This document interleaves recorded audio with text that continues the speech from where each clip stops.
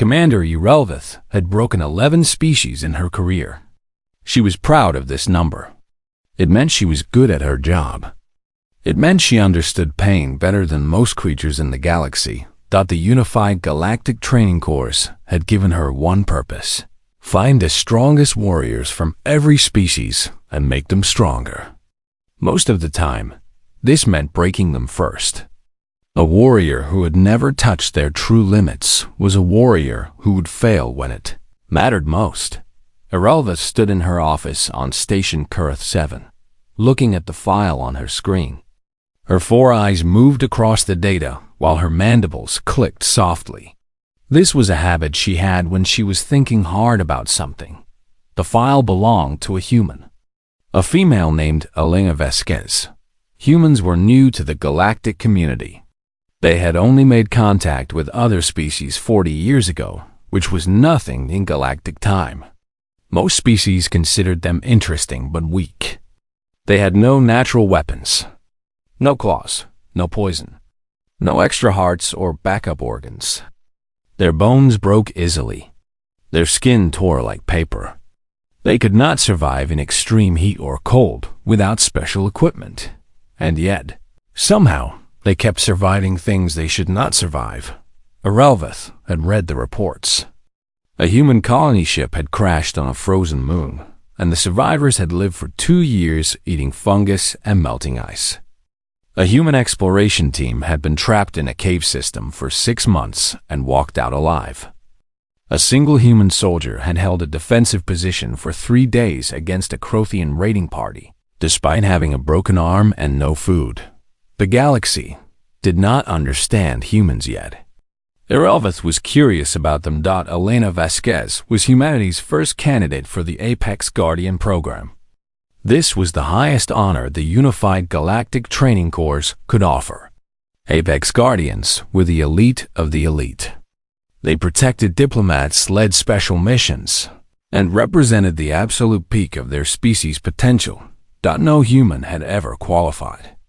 Most species who sent candidates failed. The tests were designed to find limits and then push past them. Many candidates quit. Some died. A few went insane. Urelvith looked at Elena's file again. Former combat medic. Served in 3 conflicts. Then came the entry that made Urelvith pause. Survivor of the Kepler 442. Colony collapse.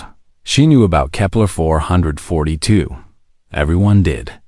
A human colony of 8,000 people had been hit by a series of disasters. First, a disease killed the crops.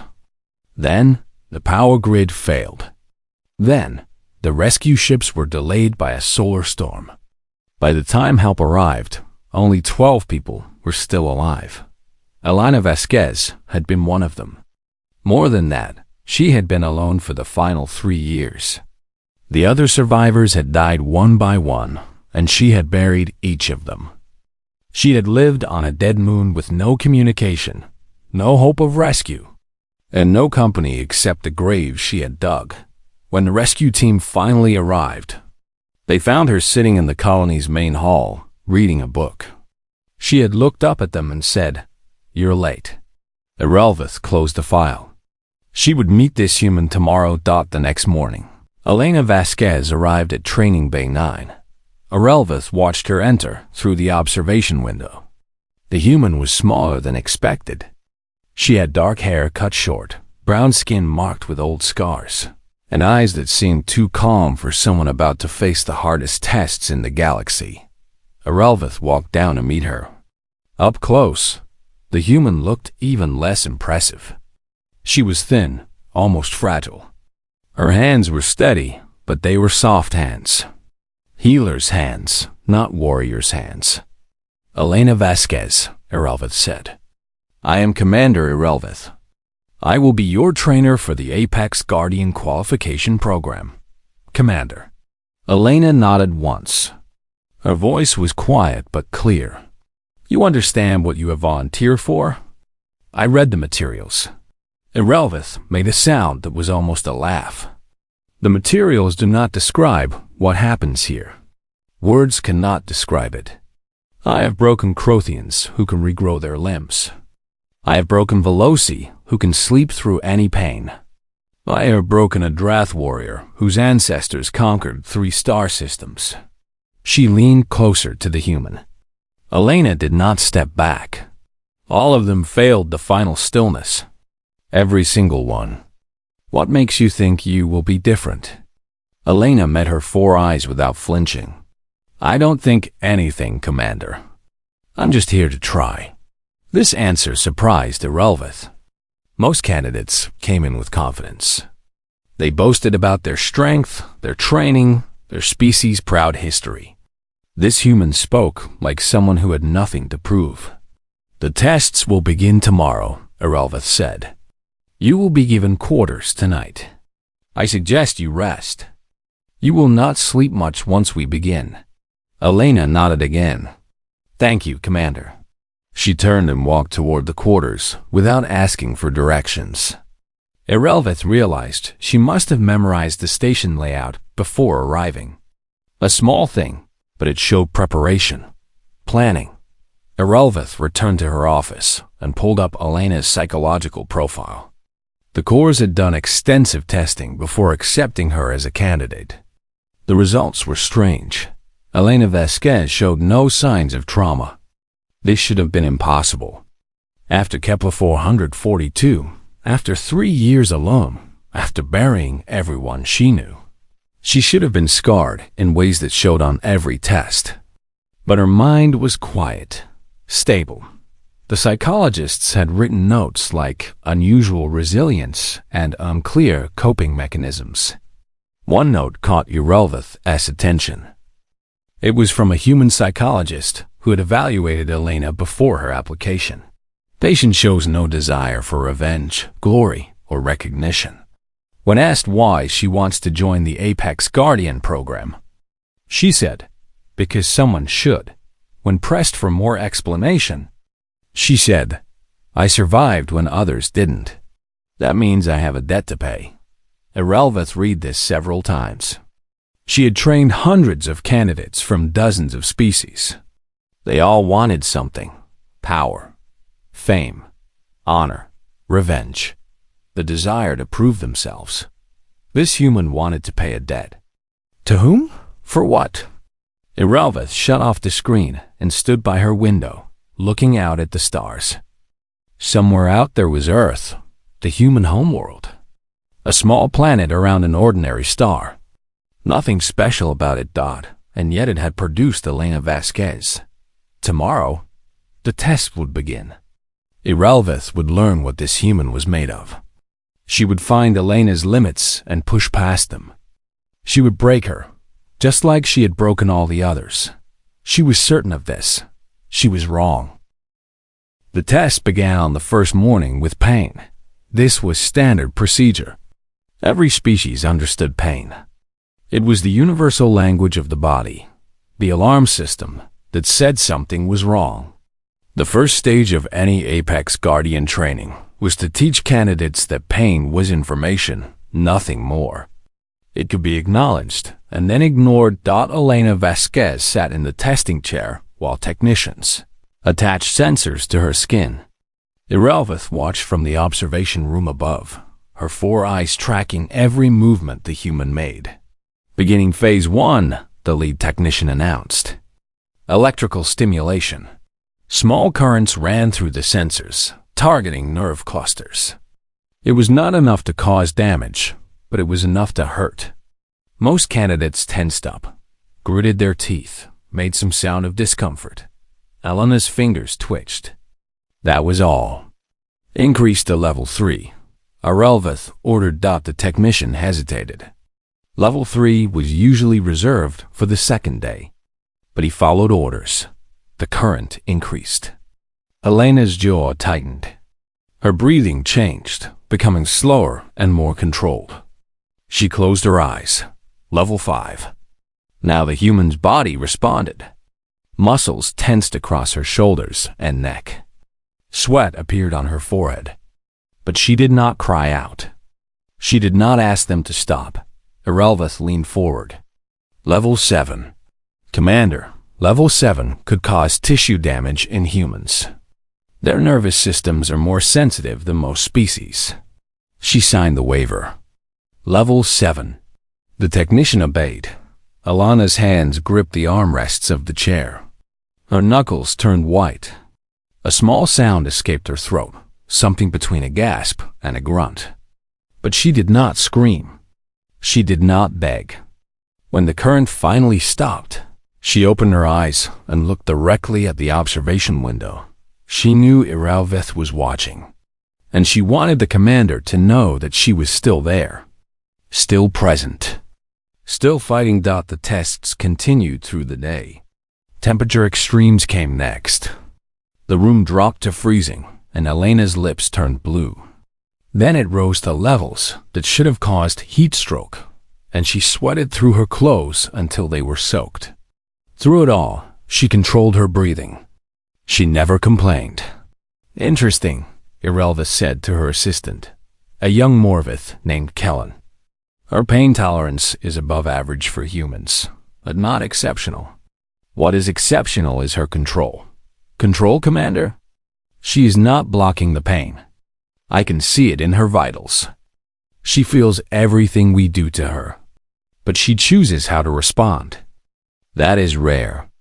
On the second day, they introduced sensory overload. Bright lights flashed in patterns designed to cause disorientation. Sounds blasted at frequencies that hurt human ears. Smells filled the room that triggered nausea and fear. Elena vomited twice. She fell to her knees once, but each time she got back up. Each time she found her center again. Irelvith studied the data. The human stress hormones were at dangerous levels. Her cortisol was so high that it should have impaired her judgment. Her heart rate kept spiking into ranges that indicated panic, but she did not panic. Somehow, she kept the panic contained. Recommend rest period, the medical AI announced. Subject is approaching physical limits. Denied. Continue. On the third day, Irelvith changed tactics. Physical pain had not broken Elena. It was time for something worse. The human was placed in an isolation chamber. No light, no sound, no sense of time. Most species could handle this for a few hours before their minds started to crack. Humans Irelvith had read were especially vulnerable to isolation. Their brains needed stimulation. Without it, they began to hallucinate. They began to break. Elena was left in the chamber for 16 hours. When they opened the door, she was sitting in the corner, eyes open, breathing steady. She had not screamed. She had not pounded on the walls. She had simply sat there, waiting. How did you pass the time? Irelvith asked her. I counted, Elena said. And I remembered things. What things? Elena did not answer. The next phase was psychological. Irelvith had access to Elena's files, her history, her losses. She used all of it. They showed Elena a news report. It was fake, but she did not know that. The report said that Earth had been attacked. A massive asteroid had struck the Pacific Ocean. Billions were dead. Human civilization was collapsing. Elena watched the report without expression. When it ended, she sat in silence for a long moment. Is this real? She asked. Yes, Irelvith lied. Elena closed her eyes. Her hands trembled slightly. When she opened her eyes again, they were wet. But her voice was steady. Then I need to finish this training faster. My people will need Apex Guardians more than ever. Irelvith felt something she had not felt in decades of training candidates. She felt doubt. This human did not react the way she should. The news should have devastated her. It should have made her desperate to leave, to go home, to be with her people. Instead, she wanted to continue. The final test of Phase 2 was the worst. They used holographic technology to recreate people from Elena's past. Her dead colleagues from Kepler 442. The friends she had buried one by one during those 3 years alone. The holograms walked toward her. They spoke to her in voices pulled from old recordings. "Why didn't you save us, Elena? You let us die. You were supposed to be a medic. You were supposed to help us." Elena stood in the middle of the room while the ghosts circled her. Her face was pale. Her breathing was ragged. Tears ran down her cheeks, and she did not wipe them away, but she did not break. "I tried," she whispered. "I tried to save you. I'm sorry. Sorry isn't enough. You survived. We didn't. Why you? Why did you get to live?" Elena's voice cracked. "I don't know. I ask myself that every day." She fell to her knees. The holograms continued their accusations. They called her a coward, a failure, a murderer. Irelvith watched, certain that this would be the moment. This would be when the human finally shattered. Elena knelt on the floor, surrounded by her dead. Her body shook with sobs. The sound she made was not screaming, but something quieter and somehow worse. It was the sound of a heart that had carried too much for too long. And then she did something that made Irelvith's secondary heart stop. She laughed. It was not a happy laugh. It was broken and sad and tired. But it was real. "I know you're not real," Elena said to the holograms. "The real ones wouldn't blame me. They would tell me to keep going. They would tell me to get up." She got up. "So that's what I'm going to do." The holograms flickered and disappeared. Elena stood alone in the empty room, tears still wet on her face, body still trembling, but she was standing. Irelvith turned to Kellen. Her assistant looked shaken. "Commander," he said, "what is she?" Irelvith did not have an answer. In 200 years of training, she had never seen anything like this. The humans should have broken. By every test, every measure, every standard the course had developed, Elena Vasquez should have been finished. Instead, she was asking when the next phase would begin. Hour 41. 6 hours remained. The hologram of Elena's mother had disappeared 3 hours ago. Since then, Irelvith had tried nothing else. She simply watched. The observation room was full now. Representatives from 12 different species had crowded in to witness what was happening. Word had spread across the station, and then beyond. Messages were being sent to homeworlds. Senior officials were watching through secure channels. A human was about to do the impossible. Irelvith stood at the window, her 4 eyes fixed on Elena. The human had not moved in over 40 hours. Her body was a ruin. Frostbite marked her fingers and toes. Insect bites covered her arms and legs. Burns from the heat exposure were visible on her shoulders. She had not eaten. She had not had water. She had not slept. By every medical standard, she should have collapsed hours ago. Human bodies were not designed for this kind of punishment. Their organs should fail. Their minds should break. Elena sat motionless on the platform, eyes open, breathing slow. "How?" Irelvith said out loud. She did not realize she had spoken until Kellen looked at her. "Commander? How is she doing this?" "I have studied humans. I know their biology. They are not built for endurance. They are not built for pain tolerance. They are soft creatures from a soft world." She turned to face the observers behind her. Crothians with their massive frames and regenerating limbs. Veloci with their ability to hibernate through any trauma. Drath warriors who had conquered star systems through pure aggression. All of them had failed the final stillness. All of them had reached a point where their bodies or minds had simply given up. "None of you could do this," Irelvith said. "None of your species could do this.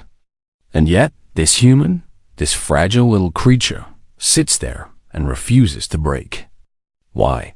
No one had an answer. At hour 44, Irelvith made a decision. She left the observation room and walked down to the testing chamber. The door opened and she stepped inside. Elena's eyes moved to track her, but nothing else moved. That slight eye movement was allowed by the rules. The human watched as Irelvith approached the platform. 3 hours remain, Irelvith said.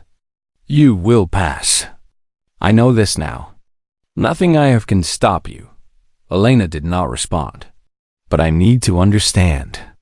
I have dedicated my life to finding the limits of other species. I have trained candidates for 200 years. And you are the first to beat me. She crouched down so that her face was level with Elena's. How are you doing this? What gives you this power? Elena was silent for a long moment. When she spoke, her voice was rough from hours of disuse, cracked from thirst.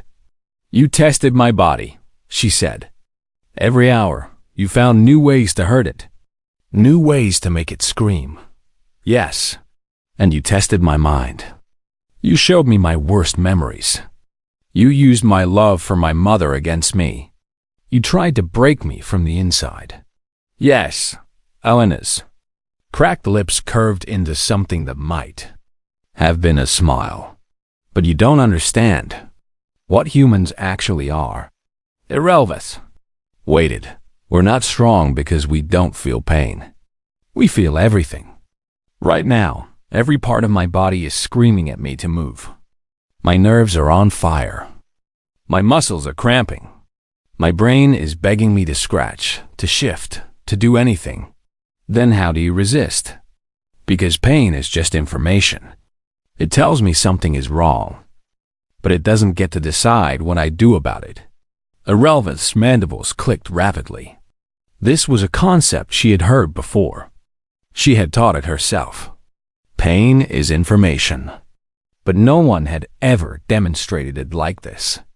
Every second, Elena continued, I am making a choice. Not one choice 40 hours ago when I sat down. A new choice every single second. To stay still. To keep going. To not give up. But why? Why put yourself through this? Elena's eyes, red and exhausted and still somehow fierce, met Irelvith's gaze. Because I made promises. To the people who died on Kepler 442. To myself. To everyone who ever told me that humans are too weak, too soft, too fragile to matter in this galaxy. She took a slow breath. I spent 3 years on a dead moon burying my friends. 3 years with no hope, no help, no reason to keep going. But I did keep going. Do you know why? No. Because giving up means they died for nothing. Every person I buried, every friend I lost, their deaths only mean something if I make them mean something. If I give up, then all that pain, all that loss, it becomes pointless.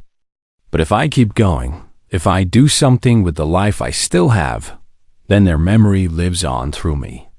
Irelvith stood slowly. She had trained warriors from across the galaxy. She had seen courage in many forms. But this was something different. That this was not the courage of someone who did not feel fear.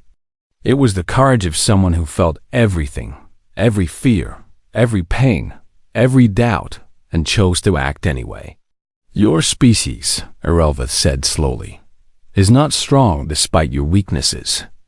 You are strong because of them. Elena did not respond, but something in her eyes suggested that Irelvith had finally understood. When a Crothian faces pain, his body regenerates. He does not have to choose to endure. His biology does it for him. When a Veloci faces trauma, she hibernates. Her mind protects itself automatically. When a Drath faces a challenge, his rage takes over.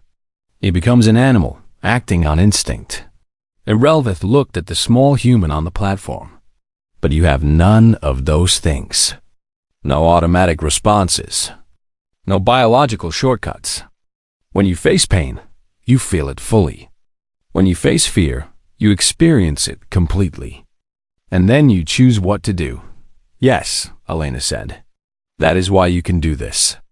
Because every other species has evolved ways to avoid suffering. But humans have evolved to suffer and keep going anyway. Elena closed her eyes. We call it spite. Spite. It's when you do something just to prove that you can. Just to show that nothing can stop you. Even when it hurts. Even when it's pointless. Even when everyone says you should give up. Irelvith made a sound that her translator could not interpret. It might have been a laugh. Spite, she repeated. Your species survives on spite, among other things. But yes, when everything else fails, spite keeps us going. 2 hours remained. Irelvith walked back to the observation room. The crowd of observers parted to let her through. She stood at the window and watched Elena sit motionless on the platform. She will pass, Irelvith announced to the room. And when she does, I want every one of you to send a message to your homeworlds. Tell them what you saw here. Tell them about the human who could not be broken. She turned to face the gathered representatives. And tell them to be very, very glad that humans want to be our allies. The room was silent. Every eye, every sensor, every attention was fixed on the small figure below. 2 hours. 1 hour. 30 minutes. Elena Vasquez sat motionless and waited for the clock to run out. The final stillness was the last test. It was also the hardest. Irelvith explained the rules to Elena on the morning of the 7th day. They stood together in the main testing chamber, a large circular room with white walls and a raised platform in the center. The test is simple to understand, Irelvith said. You will sit on that platform. You will remain completely still for 1 full galactic cycle. That is approximately 47 of your Earth hours. Elena looked at the platform. It was bare metal, uncomfortable by design. During this time, Irelvith continued, you will be exposed to various stimuli. Pain, fear, discomfort, temptation. Your only task is to remain still. Any voluntary movement means failure. Blinking is allowed. Breathing is allowed. Your heart may beat, but you may not move your limbs, your head, or your body in any way. What counts as movement? Elena asked. If you scratch an itch, you fail. If you shift your weight, you fail. If you turn your head to look at something, you fail. If you flinch from pain, you fail. If you reach for water when you are thirsty, you fail. Elena nodded slowly. And in 200 years, no one has passed this test? The Crothians came closest. Their candidate lasted 19 hours before his body's automatic healing systems caused involuntary movement. The Veloci managed 16 hours. The Drath warrior lasted only 8. He could not control his rage responses. What happens if I pass? Irelvith's mandibles clicked. If you pass, you will be the first. You will have proven that your species belongs among the elite of the galaxy. You will become an apex guardian with all the rights and responsibilities that come with that title. And if I fail, then you go home. There are no second chances. Elena walked to the platform and sat down. She crossed her legs in a position that looked stable, but not comfortable. Her hands rested on her knees. Her back was straight. I'm ready, she said. Irelvith walked to the observation room. Word had spread through the station about the human candidate. More observers had arrived than usual. Irelvith saw representatives from 6 different species, all curious to see what would happen. Begin the final stillness, she ordered. The first hour was quiet. Nothing happened. This was intentional. The waiting was part of the test. Most candidates became anxious during the quiet periods, wondering what was coming. Their bodies tensed. Their minds raced. Elena sat motionless. Her breathing was slow and even. Her eyes were open but unfocused, looking at nothing in particular. In the second hour, the first stimulus was introduced. Small insects, genetically modified to bite but not cause lasting harm, were released into the chamber. They crawled across the floor and found Elena. They climbed her legs. They bit her ankles, her calves, her thighs. The bites were not dangerous, but they itched. They burned. Every instinct in a human body would scream to swat them away, to scratch the bites, to move. Elena did not move. The insects crawled higher. They reached her arms, her neck, her face. One walked across her closed lips. Another crawled over her eyebrow. She did not move. Elveth watched the human's vital signs on her monitor. Heart rate elevated. Stress hormones rising. But not as much as expected. Elena was controlling her body's responses somehow. Increase the temperature, Elveth ordered.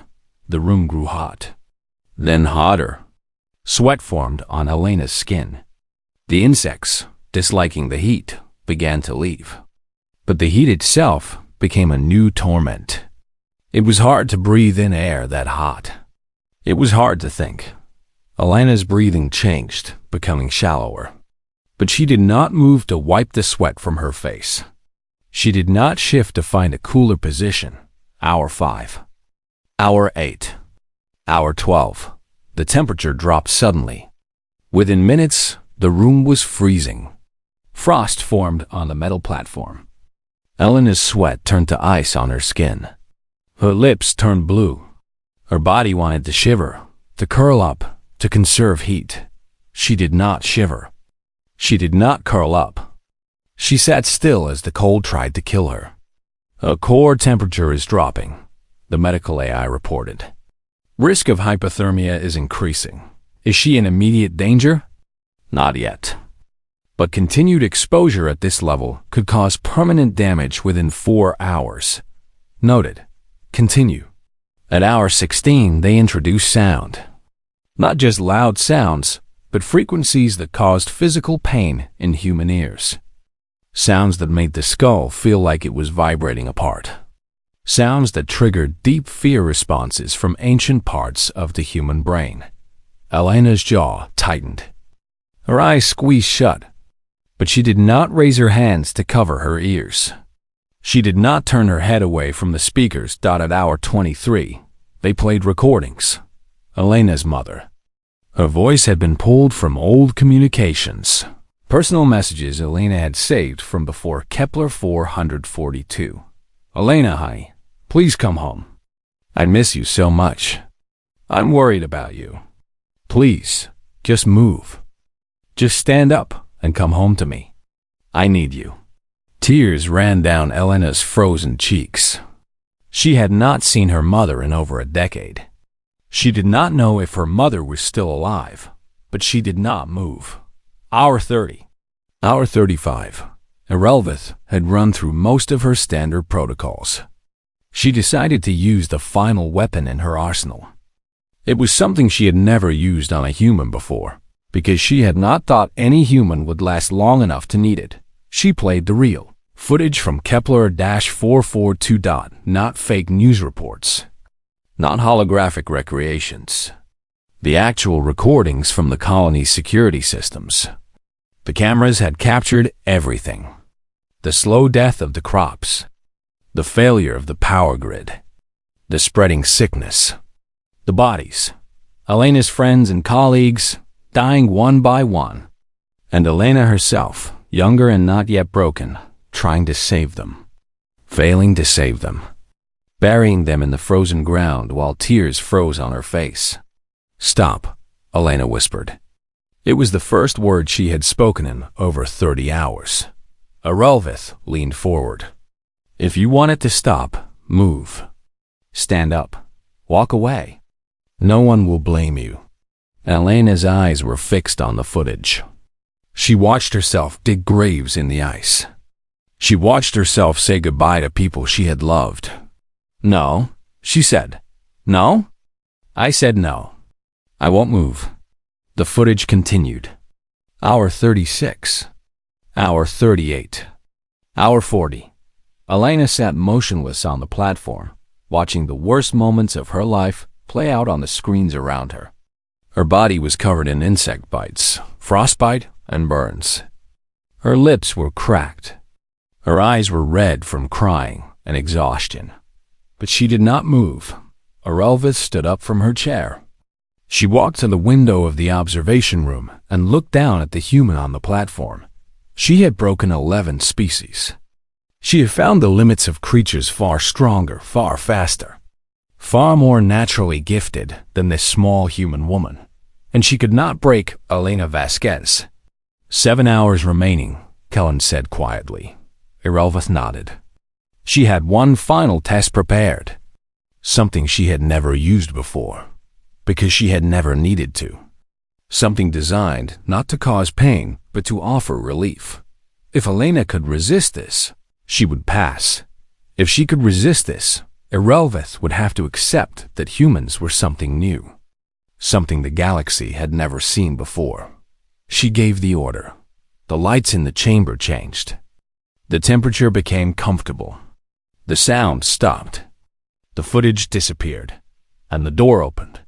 On the other side stood a figure. A hologram, but a perfect one. It looked exactly like Elena's mother. It smelled like her. It moved like her. "Elena," the hologram said, arms open. "You did it, sweetheart. You can't stop now. Come here. Let me hold you." Elena looked at the figure. Her eyes were filled with longing. Every muscle in her body wanted to stand up, to walk forward, to fall into those arms. 6 hours and 43 minutes remained. Elena closed her eyes. "You're not real," she said. "And even if you were, she would tell me to finish what I started." She did not move. The final minute was the longest of Irelvith's 200-year career. She stood at the observation window, watching the clock count down. Around her, the room was packed with observers. More had arrived in the final hours, crowding into every available space. Important officials watched through secure channels.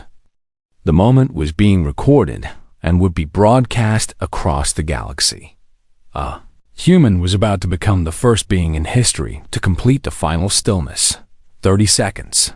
Elena had not moved. Her body was a map of injuries.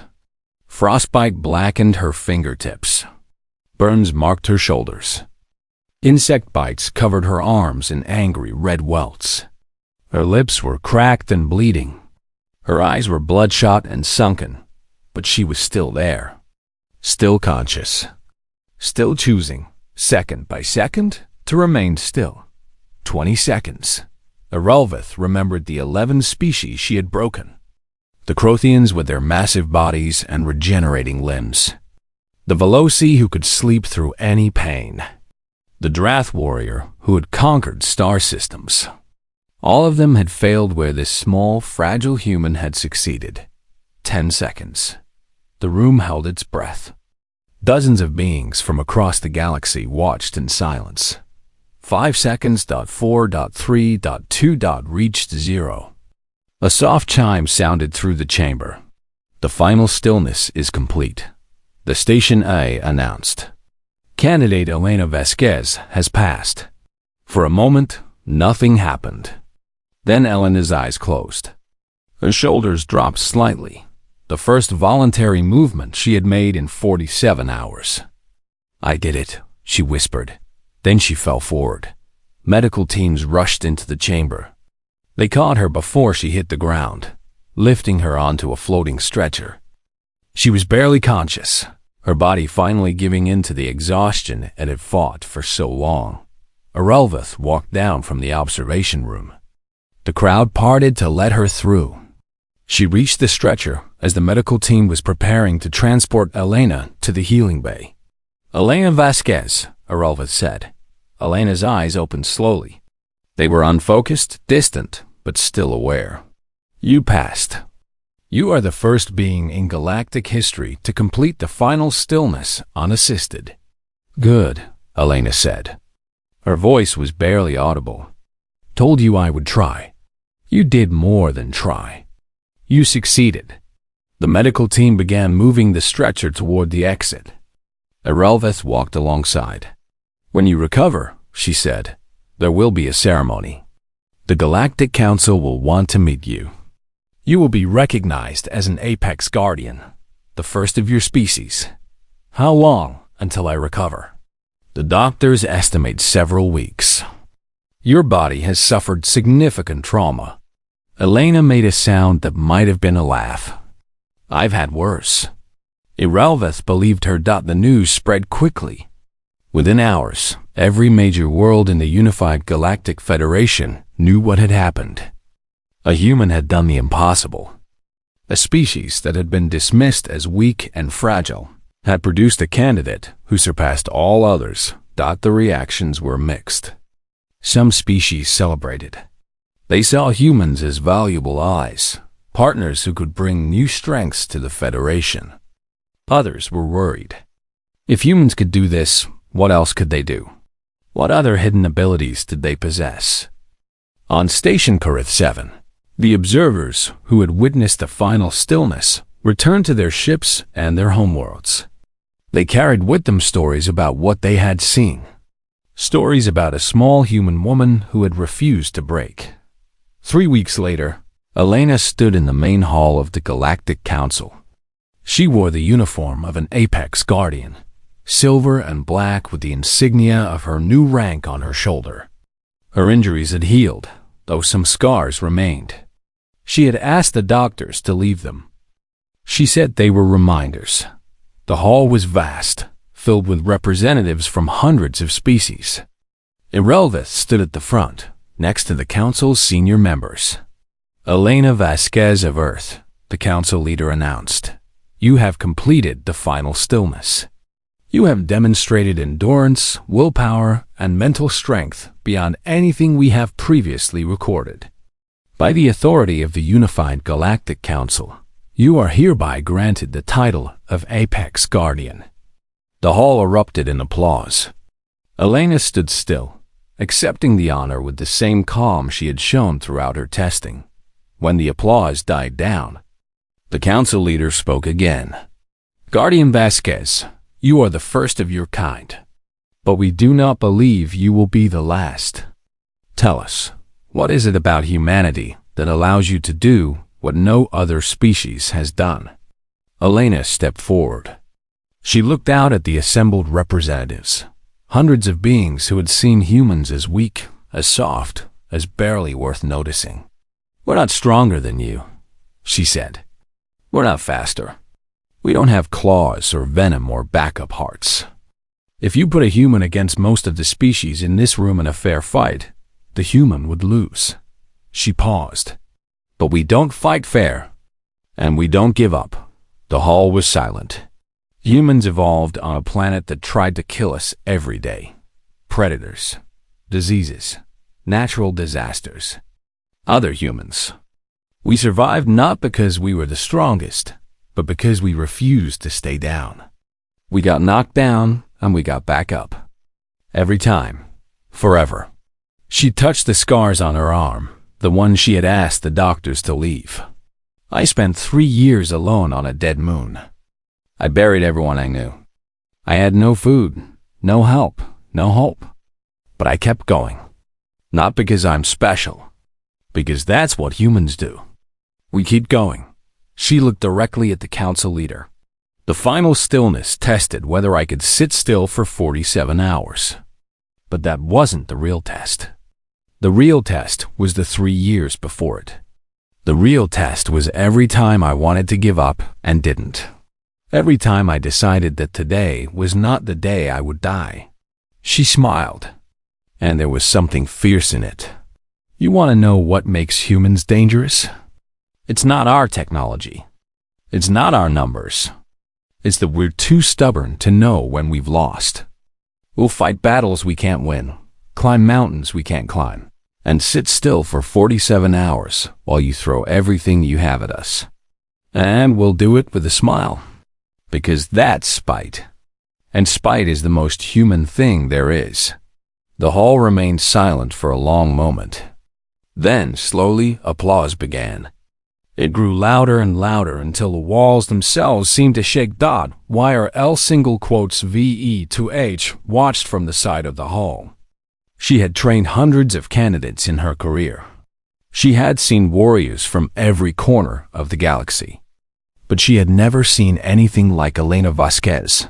Later, after the ceremony, Irelvith found Elena standing on an observation deck, looking out at the stars.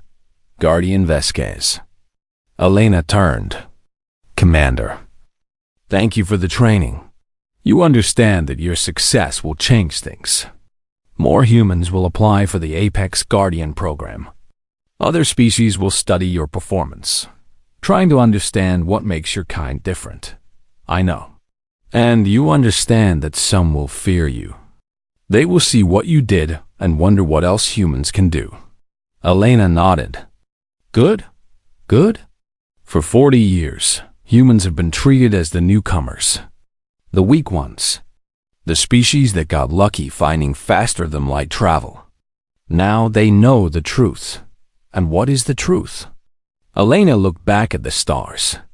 Somewhere out there was Earth, her homeworld, a small planet around an ordinary star. The truth is that we've been training for this our entire existence. Every hardship, every loss, every moment when we wanted to give up but didn't, all of it was preparation. She turned to face Irelvith. I won't be the last human to pass the final stillness. I'll just be the first. And when others follow, when they see what we can do, they'll understand something important. What? Elena smiled. It was not a threatening smile, but there was something ancient in it. Something that had survived ice ages and plagues and wars and 3 years alone on a dead moon. Humans don't just endure. We overcome. We adapt. We refuse to stay broken. She walked past Irelvith toward the door. And we're just getting started. Irelvith watched her go. Then she turned back to the observation window and looked out at the galaxy. Somewhere out there, 8 billion humans were waking up to a new day. 8 billion beings who carried that same fire, that same stubborn refusal to surrender. The galaxy, Irelvith thought, had no idea what was coming, but it was about to find out.